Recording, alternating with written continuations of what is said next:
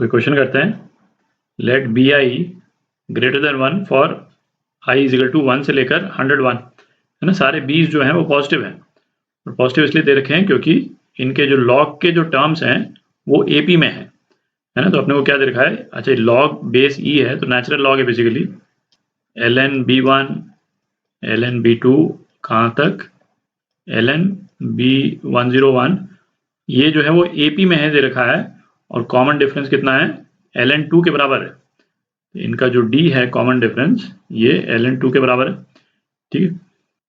अच्छा ये तो अपन देख चुके हैं कि किसी भी सीरीज यदि लॉग के टर्म्स में एपी में है तो वो सीरीज जो है वो एक्चुअल में जीपी में होती है ना। मतलब b1 b2 से लेकर b101 वाली जो टर्म है ना वो अपने आप में जीपी में होंगी। तो उसको अपन निकाल भी लेते हैं। तो अपने को क्या दे रखा है, कॉमन डिफरेंस जो है वो ln 2 दे रखा है। तो बेसिकली क्या मतलब निकला, ln b2 minus ln b1, ये कितना है ln 2। तो मतलब क्या हुआ, b2 अपॉन b1 ये 2 के बराबर हो गया, है ना। मतलब b2 जो है वो ट्वाइस b1 के बराबर है। अच्छा इसी तरह से ln b3 minus ln b2 ये भी ln 2 के बराबर है। तो इसका मतलब b3 जो है वो ट्वाइस b2 के बराबर हो गया, और इसका मतलब 2 स्क्वायर b1 के बराबर हो गया, ठीक है।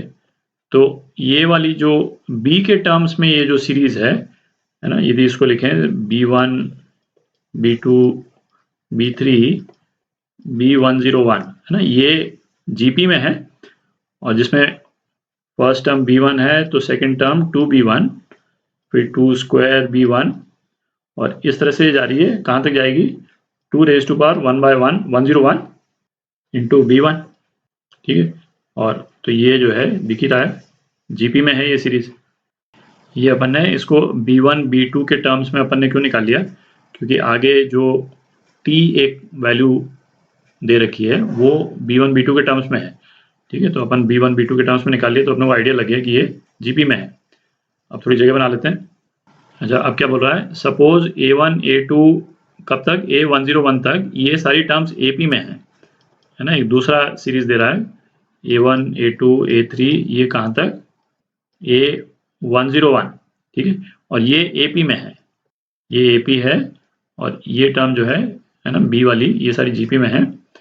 और आगे क्या दे रखा है, a1 जो है वो b1 के बराबर है, मतलब एपी और जीपी की फर्स्ट टर्म सेम है, और कौन सी टर्म सेम है, a51 b51 के बराबर है। तो बीच में यहाँ पे अपने को एक b51 लिखना पड़ेगा, और यहाँ पे भी a51 लिखना पड़ेगा, और ये दोनों टर्म्स भी बराबर है, ठीक है। अब क्या दे रखा है, t is equal to b1 plus b2 plus b3, ये b51 तक। तो t जो है वो क्या है, ये इनका समेशन है ना। और कहाँ तक समेशन है, केवल b51 तक, ये यहाँ तक का जो सम है ना, ये तो t है, और s जो है वो क्या है, ये इसका समेशन है, जो एपी वाली जो टर्म्स हैं इसका समेशन है, और ये भी कहाँ तक है, a51 तक ही है। तो s जो है वो यहाँ से यहाँ तक है, ठीक है।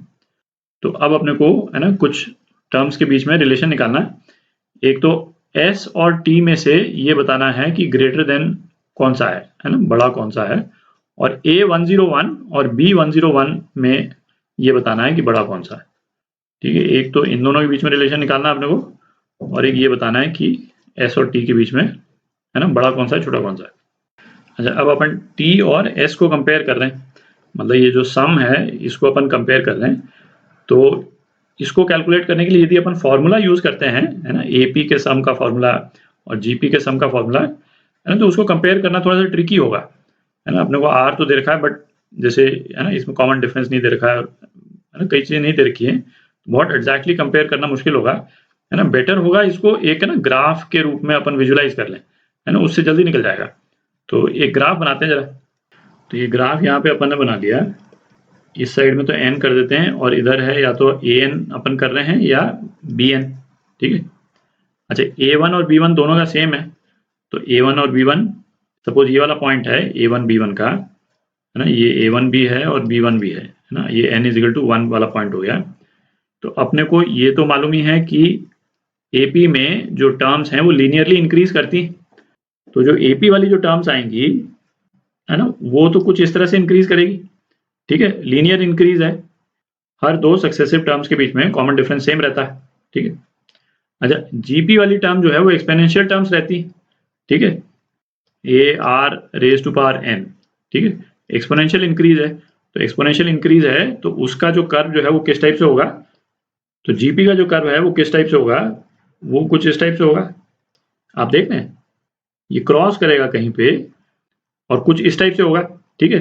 और अपने को और एक और इन्फॉर्मेशन क्या दे रखी है कि A51 जो है B51 के बराबर है, मतलब इस वाले पॉइंट पे ये दोनों क्रॉस कर रहे हैं, A51 भी यही है और B51 भी यही है, ये 51 वाली टर्म हो गई, ठीक है। अच्छा, अब हम देखें T, है ना, T बेसिकली क्या है, जो B वाली जो टर्म्स हैं उनका समेशन है, मतलब इनको मैं ग्रीन में ही बना देता हूँ, ये जो B वाली जो टर्म्स हैं, GP वाली जो टर्म्स हैं, इनका समेशन है ये 51 टर्म्स। आप देख रहे हैं बेसिकली इनको अपन ऐड कर रहे हैं, तो ये तो T वाली टर्म है, और S क्या है, ये जो ऊपर जो व्हाइट वाला जो पोर्शन है ना, जो AP है उसका समेशन है, ठीक है। तो आप देख ही सकते हैं कि जब तक इन दोनों टर्म्स की वैल्यू बराबर नहीं होती, और वो कब होती है, n = 51 पे, तब हर केस में AP जो है वो GP से ज्यादा है। AP वाली टर्म जो है, जैसे इस वाले केस में AP वाली टर्म इतनी ज्यादा है, फिर इतनी ज्यादा, आप देख रहे हैं, ठीक है। 51 से पहले AP की हर टर्म GP की कोरस्पॉन्डिंग टर्म से ज्यादा है, दिख रहा है। तो इस ग्राफ से ही देख के हम बोल सकते हैं, क्या बोल सकते हैं, S जो है वो T से बड़ा है, S जो है वो T से बड़ा है, तो एक रिलेशन तो अपना ये आ गया, है ना, S T से बड़ा है। अच्छा, अब 51 के बाद में ऑब्वियसली दिख ही रहा है, ये ग्रीन वाला कर्व जो है वो व्हाइट वाले कर्व से ऊपर चला गया, तो इसका मतलब क्या हो गया, जो B वाली जितनी टर्म्स हैं, है ना, तो B वाली जितनी टर्म्स हैं BN, वो AN से ज्यादा हो गई, कब, n = 51 से ज्यादा वाले पोर्शन में। और अपने को कौन सा कंपेयर करना है, अपने को 101 वाला कंपेयर करना है, तो ऑब्वियसली B101 जो है वो A101 से ज्यादा होगा, ठीक है। तो ये दूसरी टर्म आ गई, तो ये एक्सप्रेशंस आ गए आपके, है ना, ये दोनों रिलेशन आ गए, S जो है वो T से बड़ा और B101 A101 से ज्यादा है।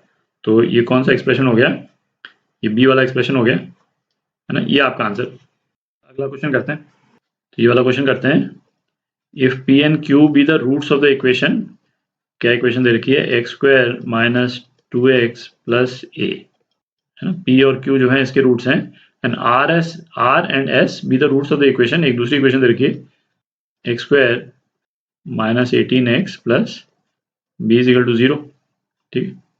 अच्छा, P Q R S are in AP, तो A और B की वैल्यू पूछिए अपने से, तो P Q R S लिख लेते हैं, P Q R और S, ठीक है। P यदि A है तो Q कितना हो जाएगा, A + D, ये हो जाएगा A + 2D, और ये हो जाएगा A + 3D, ठीक है। अच्छा, P और Q क्या है, वो रूट्स हैं इस इक्वेशन के, तो इसका मतलब क्या निकला, P + Q ये कितना होता है, -B/A होता है, तो -B/A इस केस में क्या हो जाएगा, 2 हो जाएगा, ठीक है। और R और S जो है वो इस वाली इक्वेशन के रूट्स हैं, इसका मतलब R + S, ये क्या होता है, -B/A, मतलब 18, ठीक है। तो यहाँ से P और Q की वैल्यू इसमें डाल देते हैं, तो अपने पास में क्या आ जाएगा, A + D, ये 2 के बराबर हो गया, इसका मतलब 2A + D, एक तो ये 2 के बराबर हो गया, और R + S मतलब A + 2D + A + 3D, ये कितने के बराबर, ये 18 के बराबर, तो 2A + 5D ये 18 के बराबर हो गए।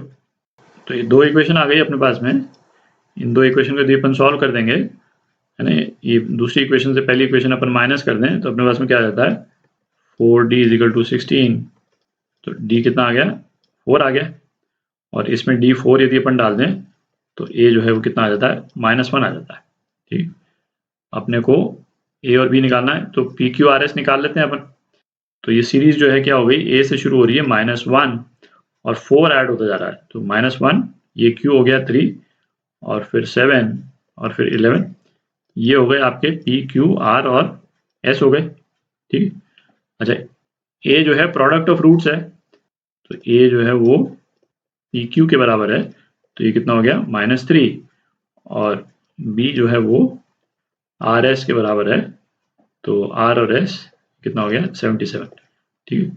तो ये आपके आंसर हो गए -3 और 77।